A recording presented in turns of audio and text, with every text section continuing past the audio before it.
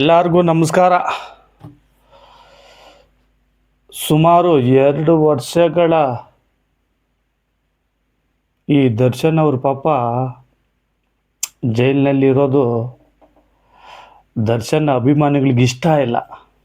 ಖಂಡಿತವಾಗ್ಲೂ ನ್ಯೂಸು ಚಾನಲ್ಗಳಲ್ಲಿ ಕುತ್ಕೊಂಡು ಡಿಬೇಟಲ್ಲಿ ಅವರು ಇವರು ಪಾಪ ದರ್ಶನ್ ಸಾರ್ ಅವ್ರ ಬಗ್ಗೆ ಮಾತಾಡಿಕೊಂಡು ಇಲ್ಲ ಶಿಕ್ಷೆ ಆಗ್ಬಿಡುತ್ತೆ, ಇವಾಗ ಮಾಪಿ ಸಾಕ್ಷಿಗಳೆಲ್ಲ ಬಂದಿದ್ದಾರೆ, ಹಂಗೆ ಹಿಂಗೆ ಅಂತ ಮಾತಾಡ್ಕೊಂಡವರು ಕೆಲವು ನ್ಯೂಸ್ ಚಾನಲ್ ಡಿಬೇಟಲ್ಲಿ ನೀವು ನೋಡ್ತಾ ಇರ್ಬೋದು. ಆ ದರ್ಶನ್ ಅವರ ಪತ್ನಿ ವಿಜಯಲಕ್ಷ್ಮಿ ಮೇಡಮ್ ಪಾಪ ಎಲ್ಲ ನೋಡ್ತಾ ಇರ್ತಾರೆ, ಖಂಡಿತವಾಗ್ಲು ಎಲ್ಲ ನೋಡ್ತಾ ಇರ್ತಾರೆ. ತುಂಬ ಕೋಪನೂ ಪಟ್ಕೊಂಡಿರ್ಬೋದು, ಬೇಜಾರಾಗ್ಬೋದು. ಏನು ಈ ಥರ ನಮ್ಮ ಯಜಮಾನ್ರು ಒಬ್ಬರೇನಾ ಈ ಥರ ಹಿಂಗೆ ಮಾಡಿ ಇನ್ಯಾರು ಪ್ರಪಂಚದಲ್ಲಿ ಮಾಡಿ ಇಲ್ವಾ ಅನ್ನೋದು ಮನಸ್ಸಲ್ಲಿ ಹಂಗೆ ತಿಳ್ಕೊಬೋದು. ನಮ್ಮ ಯಜಮಾನ್ರಿಗೆ ಇಷ್ಟು ತೊಂದರೆ ಕೊಡ್ತಾ ಇದ್ದಾರೆ ಅನ್ನೋದು ವಿಜಯಲಕ್ಷ್ಮಿ ಮೇಡಮ್ ಅವ್ರಿಗೆ ಗೊತ್ತು. ಬಲಶಾಲಿ ಒಬ್ಬ ರಾಜಕಾರಣಿ ಕುತಂತ್ರ ಇದೆಲ್ಲ ಮಾಡಿಸ್ತಾ ಇರೋದು. ಇದು ದರ್ಶನ್ ಅಭಿಮಾನಿಗಳಿಗೆ ಕೆಲವ್ರಿಗೆ ಗೊತ್ತಿಲ್ಲ ಅಷ್ಟೇ. ನಾನು ಹೇಳೋದು ಆ ರಾಜಕಾರಣಿ ಹೆಸರು ಏನು ಹೇಳೋದೇನು ಬೇಕಾಗಿಲ್ಲ, ಕೆಲವ್ರಿಗೆಲ್ಲ ಗೊತ್ತು. ಇವತ್ತು ನಾನು ಹೇಳೋದೇನು ಗೊತ್ತಾ, ಕೆಲವು ನಟರು ಅವ್ರ ಕೆಲಸ ಆಯ್ತಾ ಅವ್ರು ಏನು ಅಷ್ಟು ನೋಡ್ಕೊತಾರೆ. ಪಾಪ ದರ್ಶನ್ ಸಾರ್ ಅವರು ದುಡುಕ್ಬಿಟ್ರು. ಸ್ನೇಹಿತರು ಅವರು ಬಂಧು ಬಳಗ ಅಂತ, ನಮ್ಮ ಕುಟುಂಬ ಅಂತ ಅವ್ರ ಸ್ನೇಹಿತರು ಚಪ್ಪಲಿಗಳು ಕೆಲವರೆಲ್ಲ ಆಚೆ ಬಿಡ್ತಾರೆ. ದರ್ಶನ್ ಸಾರು ಚಪ್ಪಲಿಗಳನ್ನ ಒಳಗೆ ಬಿಡಿ, ನೀವು ನಮ್ಮವರು ನಮ್ಮ ಕುಟುಂಬ ಅಂತ ಹೋದ್ರಲ್ಲ, ಅದು ಅವ್ರ ದೊಡ್ಡ ತಪ್ಪು. ದರ್ಶನ್ ಅವರು ಈ ಕೊಲೆಯಲ್ಲಿ ಭಾಗಿಯಾಗಿದ್ದಾರೋ ಇಲ್ವೋ ಅದು ಸೆಕೆಂಡ್ರಿ. ಮಾಡಿರ್ಬೋದು, ಮಾಡದೇ ಇರ್ಬೋದು, ಅದು ನ್ಯಾಯಾಧೀಶರು ಸಂವಿಧಾನ ಹೇಳೋದು ಅಷ್ಟೇ. ಸಾಕ್ಷಿಗಳು ಮುಖಾಂತರ ಅದು ಇನ್ನು ಈ 1 ವರ್ಷಗಳ ಒಳಗಡೆ ಆ ಕೇಸ್ ಏನಾದರೂ ಮುಗಿಸಿ ಆದೇಶ ಬಂದರೆ ಒಂದು ಗೊತ್ತಾಗುತ್ತೆ. ಈ ಕೇಸ್ ಹಿಂಗೆ ಪೆಂಡಿಂಗ್ ಹೋಗ್ತಾ ಇದ್ರೆ ಗ್ಯಾರಂಟಿ ಅವ್ರಿಗೆ ಬೇಲ್ ಸಿಗುತ್ತೆ. ಸುಪ್ರೀಂ ಕೋರ್ಟಲ್ಲಿ ಹೇಳಿದಾರಲ್ಲ, ಬೇಲ್ ಕ್ಯಾನ್ಸಲ್ ಮಾಡ್ತಾರಲ್ಲ, ಈ 1 ವರ್ಷದಲ್ಲಿ ಅವ್ರನ್ನ ಮುಗಿಸ್ಬೇಕಂತ. ಮುಗಿಸಿಲ್ಲ ಅಂದರೆ 100% ಸತ್ಯ ಬೇಲ್ ಸಿಗ್ಬೋದು. ಆಮೇಲೆ ಇನ್ನೊಬ್ಬರು ಯಾರೋ ಅವರ ಸ್ನೇಹಿತ ಅಂತ ತಮ್ಮೆಲ್ಲರಿಗೂ ಗೊತ್ತು.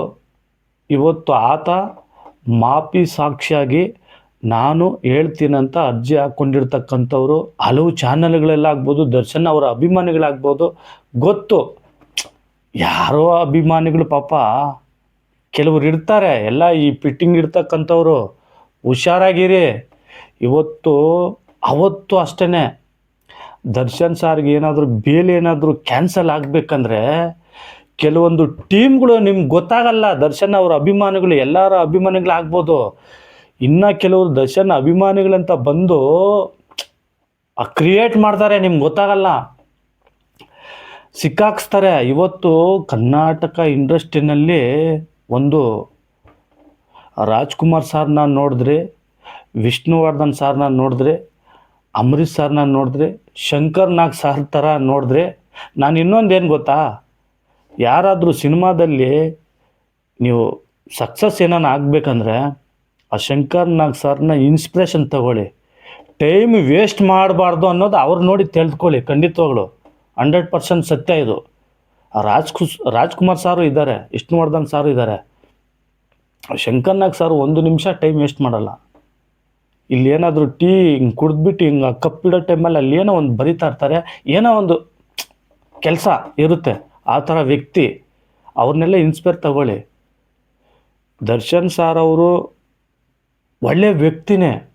ಮೊದಲು ಅವರ ಮಗುವಿನಂಥ ಸ್ವಭಾವ, ಮಗುನಂಥ ಮನಸ್ಸು, ಬರ್ತಾ ಬರ್ತಾ ಆ ಜೊತೆಗಳಿತ್ತಲ್ಲ, ಆ ಜೊತೆಗಳು ಅಣ್ಣ ನಿನ್ನ ಬಗ್ಗೆ ಹಂಗೆ ಮಾತಾಡ್ತಾವ್ರೆ, ನಿನ್ನ ಬಗ್ಗೆ ಹಿಂಗೆ ಮಾತಾಡ್ತಾವ್ರೆ, ನೀನು ಸುಮ್ಮನೆ ಹಿಂಗೆ ಇದ್ರೆ ಆಗಲ್ಲಣ್ಣ, ತೊಳೆದು ಬಿಡ್ತಾರಣ್ಣ, ಹಾಕಿ ಹಾಕಿ ಹಾಕಿ ಹಾಕಿ ಸ್ನೇಹಿತರು ಕೊಟ್ಟು ಅವ್ರು ಏನಾದರೂ ಈ ಪರಿಸ್ಥಿತಿಗೆ ಬರಬೇಕಂದ್ರೆ ಕಾರಣ ಯಾರಂದರೆ ಅವ್ರ ಜೊತೆಲಿರ್ತಕ್ಕಂಥ ಸ್ನೇಹಿತರು ಇವತ್ತು ಕೈ ಬಿಟ್ಬಿಟ್ಟು ಹೋಗ್ಬಿಟ್ರು.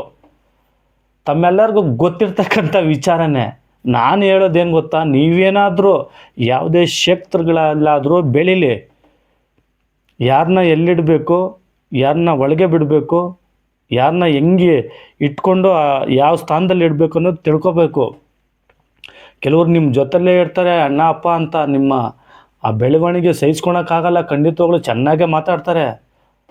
ಯಾರೋ ಎಲ್ಲೋ ದುಬೈಯಲ್ಲಿ ಅಮೇರಿಕಾದಲ್ಲಿ ಯಾರೋ ದುಶ್ಮನ್ ಇರಲ್ಲ ಸಮಯ, ನಿಮ್ಮನ್ನು ಪ್ರತಿದಿನ ನೋಡ್ತಕ್ಕಂಥವ್ರೆ ಅವರೇ ನಿಮ್ಮ ದುಶ್ಮನ್ಗಳಾಗೋದು. ಇದು 100% ಸತ್ಯ.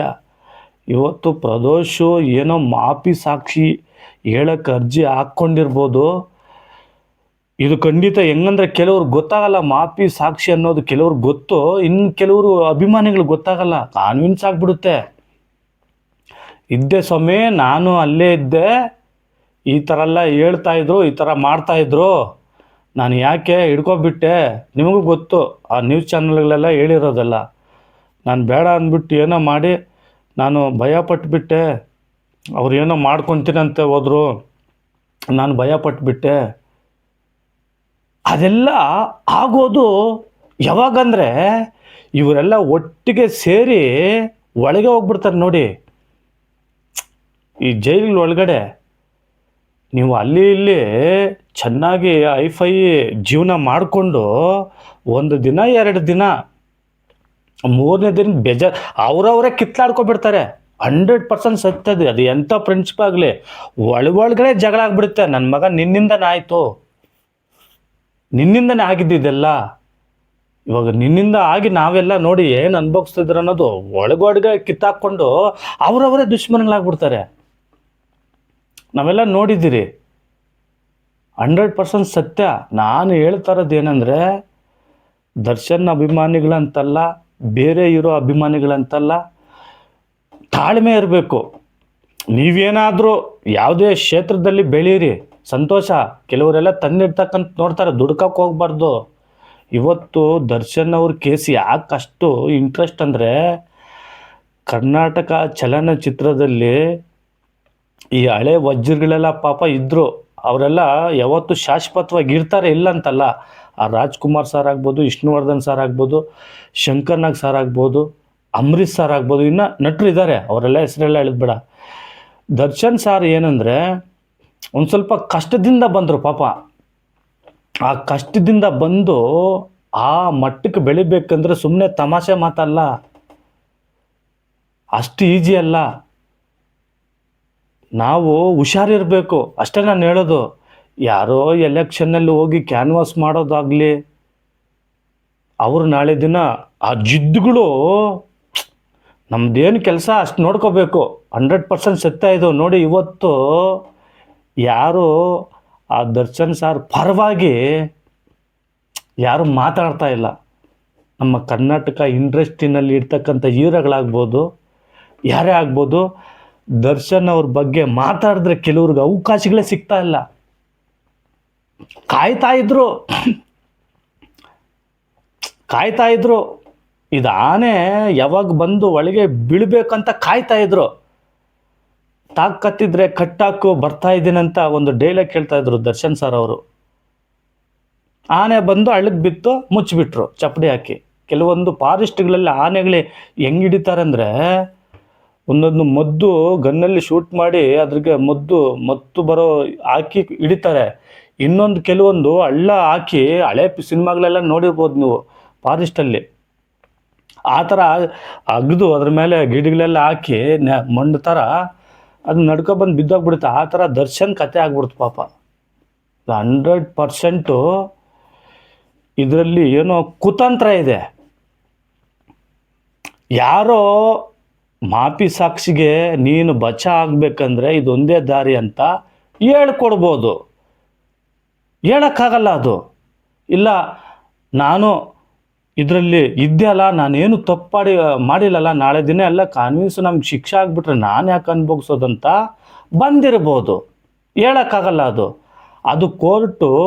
ಇವತ್ತು ದರ್ಶನ್ ಅವರು ಪರವಾಗಿ ಯಾರೋ ಮುಸ್ಲಿಮ್ಸ್ ಸಾರಂತೆ ಯಾರೋ ಲಾಯರ್ ಅವರು ಏನೋ ಈ ಪ್ರದೋಷ್ ಅವರು ಮಾಪಿ ಸಾಕ್ಷಿಗೆ ಅರ್ಜಿ ಹಾಕ್ಬೇಕಂದ್ರೆ ಅವರು ತಡೆ ಕೊಡೋ ಅಂತ ಹೇಳ್ದಂತೆ. ಅದು ಕೋರ್ಟು ಏನು ಹೇಳುತ್ತಂದರೆ, ಈ ಹಳೆ ಕೇಸುಗಳಲ್ಲೆಲ್ಲ ಮಾಫಿ ಸಾಕ್ಷಿಗೆಲ್ಲ ಅಲರ್ಟ್ ಕೊಟ್ಟಿದೆ. ಇವತ್ತು ಅವ್ರಿಗೆ ಕೊಡೋಕ್ಕಾಗಲ್ಲ ಅಂತಲೂ ಹೇಳೋಕ್ಕಾಗಲ್ಲ, ಇಲ್ಲ ಅಂತ ಹೇಳೋಕ್ಕೂ ಆಗಲ್ಲ. ಅದನ್ನು ಹಿಂದೂಡಾಯಿತು. ದರ್ಶನ್ ಆ ವಕೀಲರಿಗೆ ಹಾಕ್ಬೋದು ಅಂತ ತೀರ್ಪು ಕೊಟ್ಟರು. ಇವತ್ತು ಪ್ರದೇಶ್ ಅವ್ರಿಗೆ ಕೊಟ್ಟಿರ್ಬೋದು, ಅವರೆಲ್ಲ ಬೇರೆ ಆಗಿಬಿಟ್ರು ಅನ್ನೋದು ನ್ಯೂಸ್ಗಳೆಲ್ಲ ಬಂತಲ್ಲ. ಜಗಳ ಆಗ್ಬಿಡುತ್ತೆ, ಆಟೋಮೆಟಿಕ್ ಆಗಿಬಿಡುತ್ತೆ, ಫ್ರೆಂಡ್ಸ್ಗಳೆಲ್ಲ ಬಂದ್ಬಿಡುತ್ತೆ. ಇವಾಗ ಬಿಗ್ ಬಾಸಲ್ಲಿ ಹೋಗಿದ್ರೆ ನೀವು ಅದನ್ನೇ ಅರ್ಥ ಮಾಡ್ಕೊಳ್ಳಿ. ಫಸ್ಟು ಸ್ಟಾರ್ಟಿಂಗಲ್ಲೇ ಹೋಗ್ತಾರೆ. ಅದು ಬಿಗ್ ಬಾಸಲ್ಲಿ ಇನ್ನೇ ಗಲಾಟೆಗಳೆಲ್ಲ ಗೊತ್ತಲ್ಲ, ಹೊಡೆದಾಡಿರೋದೆಲ್ಲ ಆ ಥರ ಆಗ್ಬಿಡುತ್ತೆ. ಕೆಲವು ದಿನ ಚೆನ್ನಾಗಿರ್ತಾರೆ, ಯಾವುದೋ ಒಂದರಲ್ಲಿ ನಿನ್ನಿಂದನಾಗಿದ್ದು. ದರ್ಶನ್ ಸಾರು ದುಡುಕ್ಬಿಟ್ರಾ ಇಲ್ಲ, ಇವ್ರು ಮಾಡಿಲ್ವಾ, ಮಾಡಿದ್ರ ದೇವ್ರಿಗೆ ಗೊತ್ತು. ಖಂಡಿತವಾಗ್ಲು ಮಾಡಿಲ್ಲ ಅಂದರೆ ಆಚೆ ಆ ದೇವ್ರು ಇದ್ದೇ ಇರ್ತಾನೆ, ಕಳಿಸ್ಕೊಡ್ತಾನೆ. ಮಾಡಿದರೆ ಅನುಭವಿಸ್ಬೇಕು. ಅದು ನಾನೇ ಆಗಲಿ ಯಾರೇ ಆಗಲಿ. ಸಂಜಯ್ ದತ್ತು ಅವ್ರ ಕೇಸಲ್ಲಿ ಅವ್ರ ಮನೆಯಲ್ಲಿ ಸಿಗ್ತಕ್ಕಂಥ ವಸ್ತುಗಳು ಏಕಪಾಡಿಸಿ ಗನ್ನು ಹಲವ್ರಿಗೂ ಸಪೋರ್ಟ್ ಮಾಡಿದಂಥ 8-9 ವರ್ಷ ಏನೋ ಇದ್ದು ಬಂದು ಇವಾಗ ಸಿನಿಮಾಗಳೆಲ್ಲ ಮಾಡ್ತಾ ಇದ್ದಾರೆ. ಆ ಥರ ದುಡ್ಕಕ್ಕೆ ಹೋಗ್ಬಾರ್ದು ಯಾವತ್ತೂ ಅಷ್ಟೇ. ಇದು 100% ಸತ್ಯ. ಯಾರೋ ಮಾಡಿಸ್ತಾ ಇದ್ದಾರೆ ಪ್ರಭಾವಿ ರಾಜಕಾರಣಿಗಳು. ಅದ್ರಿಗೆ ನಾನು ಹೇಳೋದು, ನೀವು ಅಷ್ಟೇ ಬಿಡು, ನಮ್ಮನ್ನು ಯಾರು ಏನೂ ಮಾಡೋಕ್ಕಾಗಲ್ಲ ಹಂಗೆ ಹಿಂಗೆ ಅಂತ ಒಬ್ಬ ಹೀರೋ ಬಂದ, ಜೊತೆಯಲ್ಲೆಲ್ಲ ಸಪೋರ್ಟ್ ಮಾಡಿದ್ರು. ಇವತ್ತು ಆ ಹೀರೋ ಸೂಪರ್ ಸ್ಟಾರ್ ಆಗಿದ್ದಾರೆ. ಅವ್ರ ಮನೇಲಿ ಏನು ಹೇಳೋದಂದರೆ, ಆ ಸೂಪರ್ ಸ್ಟಾರ್ಗೆ ಇವಾಗ 6:30-7 ಗಂಟೆಗೆ ನಿನ್ನ ಮನೆಗೆ ಇದ್ಬಿಡ್ಬೇಕು, ಯಾರ ಜೊತೆಲಿ ಸೇರಬಾರ್ದು, ಹುಷಾರು. ಗೊತ್ತು, ನೀವೇ ಅರ್ಥ ಮಾಡ್ಕೊಳ್ಳಿ, ಯಾರ ಜೊತೆಲಿ ಸೇರಬಾರ್ದು. ನಿಂದೇನು ಕೆಲಸ ಮನೆಗೆ ಬಂದ್ಬಿಡ್ಬೇಕು. ಶೂಟಿಂಗ್ ಆಯಿತಾ ಮನೆಗೆ ಬರಬೇಕು. ಪಾರ್ಟಿ ಗಿಟ್ಟಿಗ್ಲಿ ಸ್ನೇಹಿತರು ಬೇಡ. ಕೆಲವರು ಕಲಿತಾರೆ, ಇನ್ನು ಕೆಲವರು ಬಿಡು, ನಮ್ಮನ್ನು ಯಾರು ಏನು ಮಾಡೋಕ್ಕಾಗಲ್ಲ ಅನ್ನೋದು ಮಹಾ ತಪ್ಪದು. ನಾವೇನೋ ರಸ್ತೆಯಲ್ಲಿ ಹೋಗೋವಾಗ ಬಿದ್ದುಬಿಡ್ತೀರಿ, ಆಮೇಲೆ ತಿಳಿದುಕೊಳ್ತೀರಿ. ನಾನು ಡೈಲಿ ಅದೇ ರೋಡಲ್ಲೇ ಹೋಗ್ತಾ ಇದ್ದೆ, ನನಗೆ ಗೊತ್ತಿತ್ತು ಅಲ್ಲಿ ಕಲ್ಲಿತ್ತು ಹಳ್ಳ ಇತ್ತು ಅಂತ. ನಾನು ಇನ್ನು ಸ್ವಲ್ಪ ಲೆಫ್ಟಲ್ಲಿ ತಗೊಂಡೋಗ್ಬಿಟ್ಟಿದ್ರೆ ಚೆನ್ನಾಗಿರೋದು ಅನ್ನೋದು ಆವಾಗ ಥಿಂಕ್ ಮಾಡ್ತಾರೆ ಇಲ್ವಾ? ಅಯ್ಯೋ, ನಾನು ಆ ಕಡೆ ಹೋಗ್ಬಾರ್ದಾಗಿತ್ತು, ನನಗೆ ಗೊತ್ತಿತ್ತು, ಹೋದೆ ನೋಡಿ ಬಿದ್ದುಬಿಟ್ಟೆ ಅಂತ, ಸಿಡ್ಡಾಗ್ಬಿಟ್ಟೆ ಅಂತ. ಕೆಲವೊಂದು ರೋಡ್ಗಳಲ್ಲಿ ಮರಳಾಕಿ, ಆ ಮಳೆ ಬಂದರೆ ಮರಳೆಲ್ಲ ಸೈಡ್ಗೆ ಮಣ್ಣಾಗಿ ಎಲ್ಲ ಫಿಲ್ಟ್ರಾಗಿ ಹಂಚಿಗಿರುತ್ತೆ. ಅಲ್ಲಿ ಅಷ್ಟೇ ಜೋರಾಗಿ ಹೋಗಿ ಬ್ರೇಕ್ಗಳೆಲ್ಲ ಹಾಕೋಕೆ ಹೋಗ್ಬೇಡಿ, ಬಿದ್ದೋಗ್ಬಿಡ್ತಾರ. ದರ್ಶನ್ ಸಾರ್ದು ಹಂಗೆ ಆಗಿರೋದು ಕತೆ. ಅಣ್ಣ ನಾನು ಕರ್ಕೊಬಂದೆ ನೋಡೋಣ ಹಂಗೆ ಅಂತ ಬಿಲ್ಡಪ್ ಕೊಡ್ತೀವಣ್ಣ, ಹೆಂಗೆ ಅಣ್ಣ ನಾನು ಕರ್ಕೊಬಂದೆ ನೋಡೋಣ ಅಂದಿರ್ತಾರೆ. ಇವರು ಯಾವುದೋ ಹುಮ್ಮಸ್ಸಲ್ಲಿ ಹೋಗಿ ಏನೋ ಆ ಸಂದರ್ಭದಲ್ಲಿ ಹೇಳೋಕ್ಕಾಗಲ್ಲ. ಅವನು ಮಾಡಿದ್ದು ಏನೋ ಒಳ್ಳೆ ಕೆಲಸ ಅಂತಲ್ಲ, ಅದು ಮಾಡಿದ್ದು ಕೆಟ್ಟ ಕೆಲಸನೇ. ಅದನ್ನು ಖಂಡಿತವಾಗ್ಲೂ ಹೇಳ್ತೀನಿ, ನಾನು ಯಾರು ಬೈಕೊಳಕ್ಕೆ ಹೋಗ್ಬಿಡಿ. ದರ್ಶನ್ ಅವರು ಸಿನಿಮಾಗಳಲ್ಲಿ ಇದ್ದಿದ್ದು ಎಷ್ಟೋ ಜನಗಳಿಗೆ ಪಾಪ ಕೆಲಸ ಇರೋದು. ದರ್ಶನ್ ಅವರು ದುಡುಕ್ಬಿಟ್ರಾ ಇಲ್ಲ ಅವರು ದುಡುಕಿದ್ರ, ಅದ್ರಿಗೆ ನಾನು ಹೇಳೋದು, ಒಳ್ಳೆ ಸ್ನೇಹಿತರನ್ನ ಇಟ್ಕೋಬೇಕು ಯಾರೇ ಆಗಲಿ. ದರ್ಶನ್ ಅವರು ಕರ್ಕೊಬಂದು ಅವನಿಗೆ ಏನೋ ಬುದ್ಧಿ ಮಾತು ಹೇಳಿ, ಯಾಕೋ ಹಂಗಿಂಗೆ ಅಂತೇಳಿ ಏನೋ ಪವಿತ್ರ ಗೌಡ ಮೇಡಮ್ಗೆ ಕ್ಷಮಾಪಣೆ ಕೇಳಿ ಕಳಿಸಿ, ಹಿಂಗೆಲ್ಲ ಮಾಡಬೇಡಪ್ಪ ಅಂತ ಹೋಗಿ ಕಳಿಸ್ಬಿಟ್ಟಿದ್ರೆ ಚಾಪ್ಟ್ರ್ ಮುಗ್ದೋಗಿತ್ತು. ಇಲ್ಲ ಒಂದು ಕಪ್ಪಳಕ್ಕೆ ಪಟ ಅಂತ ಹಾಕಿ ಕಳಿಸ್ಬಿಟ್ರೆ ಮುಗ್ದೋಗಿತ್ತು. ಇಲ್ಲ ಇವರು ಆ ಪಟ್ಟಣಗೆರೆ ಶೆಡ್ಗೆ ಹೋಗೋ ಬಾಣ ಕರ್ಕೊಬಂದಿದ್ದೀನಿ ಬನ್ನಿ ಅಂತ ಹೋಗೋ ಟೈಮಲ್ಲಿ ಅವರೇ ಏನಾದರೂ ಮಾಡಿ ಬಿಟ್ಬಿಟ್ರ ಜೊತೆಯಲ್ಲಿರ್ತಕ್ಕಂಥವ್ರು, ಇವ್ರಿಗೆ ಕೆಟ್ಟ ಹೆಸರು ಬಂದ್ಬಿಡ್ತಾ, ಅದನ್ನೆಲ್ಲ ತನಿಖೆ ಮಾಡ್ತಾರೆ. ಇಲ್ಲ ಮಾಡಿರ್ಬೋದು ಮಾಡದಿರ್ಬೋದು, ನಾವು ನೋಡಿದ್ರೆ ನೀವು ನೋಡಿದ್ರೆ ಅಲ್ಲಿರ್ತಕ್ಕಂಥ ಪಟ್ಟಣಗೆರೆ ಶೆಡ್ಗಳಲ್ಲಿ ನಿಲ್ಲಿಸಿರ್ತಾರಲ್ಲ, ಆ ಬಸ್ಸುಗಳಾಗ್ಬೋದು, ಅದರಲ್ಲಿ ರೆಕಾರ್ಡ್ ಆಗಿದೆ. ಅದು ಹೇಳಿಲ್ಲ ಕೆಲವೊಂದು, ಅದು ಲಾಸ್ಟ್ ಸಾಕ್ಷಿ ಕೊಡ್ತಾರೆ ಜಡ್ಜ್ ಮುಂದೆ, ನೋಡಿ ಸಮಯ ಅಂತ. ತಮ್ಮೆಲ್ಲರಿಗೂ ಗೊತ್ತಿಲ್ಲ ಇದು. ಆ ಬಸ್ಸುಗಳಾಗ್ಬೋದು, ಎಲ್ಲ ದೊಡ್ಡ ದೊಡ್ಡ ಬಸ್ಸುಗಳು, ಏನೋ ಫೈನಾನ್ಸೋ ಏನೋ ಕಟ್ಟಕ್ಕಾಗಿ ಸೀಸ್ ಮಾಡಿರ್ತಕ್ಕಂಥ ಬಸ್ಸುಗಳಲ್ಲಿ ಶೆಡ್ಗಳಲ್ಲಿ ಬಿಟ್ಬಿಟ್ರೆ ಟೈರ್ಗಳು ಬ್ಯಾಟ್ರಿಗಳೆಲ್ಲ ಬಿಚ್ಕೊಂಡೋಗ್ಬಿಡ್ತಾರೆ ಅಂದ್ಬಿಟ್ಟು ಆ ಬಸ್ಸುಗಳಲ್ಲಿ ಕ್ಯಾಮ್ರಾ ಹಾಕಿರ್ತಾರೆ. ಅದರಲ್ಲಿ ರೆಕಾರ್ಡ್ ಆಗಿದೆ, ಅದು ಲಾಸ್ಟಲ್ಲಿ ಕೊಡ್ಬೋದು ಸಾಕ್ಷಿಗೆ. ಹಳೆ ಸಿನಿಮಾಗಳು ನೋಡಿದ್ದೀರಲ್ಲ ನೀವು, ಅವ್ರು ಜಡ್ಜ್ ಕೇಳ್ತಾರೆ, ಇವ್ರು ಬಂದಿಲ್ಲಲ್ಲ ಹೆಂಗೆ ಹಂಗೆ ಹೆಂಗಂತ. ಹಾಂ ಸ್ವಾಮಿ ಇದನ್ನು ನೋಡಿ ಸ್ವಾಮಿ ಕ್ಯಾಸೆಟ್ ಹಾಕಿ ಅಂತ ಅವಾಗ ಕೊಡ್ಬೋದು ಅನಿಸುತ್ತೆ. ಕೆಲವೊಂದು ಮಾಹಿತಿಗಳು ಬಂತು ನಮಗೆ. ಆ ಥರ ಘಟನೆಗಳು ಇವತ್ತು ಪಾಪ ನೋಡಿ, ಆ ರೇಣುಕಾ ಸ್ವಾಮಿ ಅವ್ರ ಮನೆಯಲ್ಲಿ ದುಃಖದ ಸುದ್ದಿ ಒಂದು ದಿನಗಳು. ಈ ದರ್ಶನ್ ಸರ್ ಅವ್ರ ಮನೆಯಲ್ಲಿ ಪಾಪ ವಿಜಯಲಕ್ಷ್ಮಿ ಮೇಡಮ್ ಅವರು ಆ ದುಃಖ ತಮಾಷೆ ಅದಲ್ಲ, ಅದು ಅವ್ರಿಗೆ ಮಾತ್ರ ಗೊತ್ತು, ನಮಗೂ ನಿಮ್ಗೆ ಗೊತ್ತಾಗಲ್ಲ. ಆ ನೋವಿದೆಯಲ್ಲ, ಒಂದು ಲೆವೆಲಲ್ಲಿ ಬೆಳೆದು ಆ ಮಟ್ಟಕ್ಕೆ ಹೋಗ್ಬಿಟ್ರೆ ಖಂಡಿತವಾಗ್ಲು ತಡ್ಕೊಳಕ್ಕಾಗಲ್ಲ. ದರ್ಶನ್ ಸಾರು ಇವತ್ತು ಅಂದ್ಕೊಂಡಿರ್ತಾರೆ, ಈ ನನ್ನ ಮಕ್ಕಳನ್ನ ನಾನು ಎಲ್ಲಿಡಬೇಕಾಗಿತ್ತು ಅಲ್ಲಿ ಇಡಬೇಕಾಗಿತ್ತು, ನಾನು ಇವ್ರನ್ನ ಚಪ್ಪಲಿಗಳು ಒಳಗೆ ಬಿಟ್ಕೊಂಡಲ್ಲ, ಅದೇ ನನ್ನ ತಪ್ಪು 100% ತಿಳ್ಕೊಂಡಿರ್ತಾರೆ ಅವರು.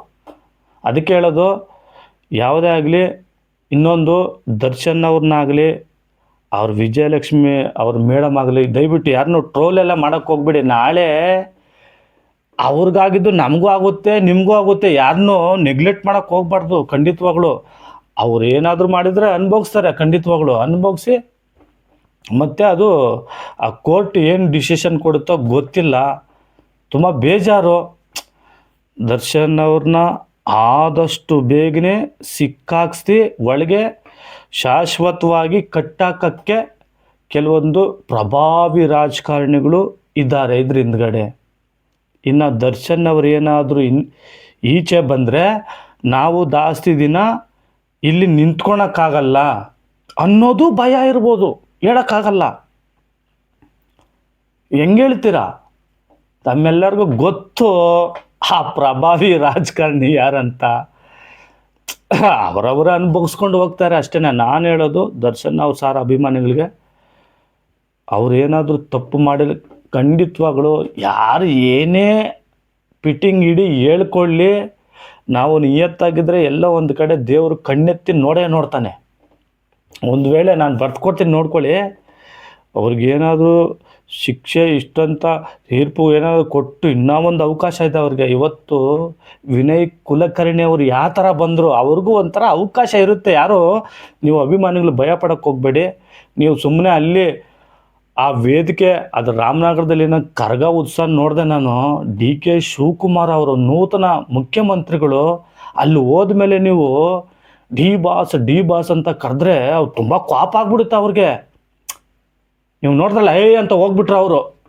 ಅವ್ರ ದೇವ್ರು ಒಳ್ಳೇದಾಗಲಿ ಬರ್ತಾರಂತ ಹೇಳಿದ್ರಲ್ಲ, ನೀವು ಹಂಗೆ ಕೂಗಿ ನಿಮ್ಗೆ ಗೊತ್ತಾಗಲ್ಲ, ಖಂಡಿತವಾಗ್ಲೂ ನಿಮ್ಗೆ ಗೊತ್ತಾಗಲ್ಲ. ಅವ್ರಿಗಿನ್ನ ಇದು ಬಂದ್ಬಿಡುತ್ತೆ, ಸಹಾಯ ಮಾಡೋರು ಹೋದವರೆಲ್ಲ ಹಿಂದೆ ಬಂದ್ಬಿಡ್ತಾರೆ.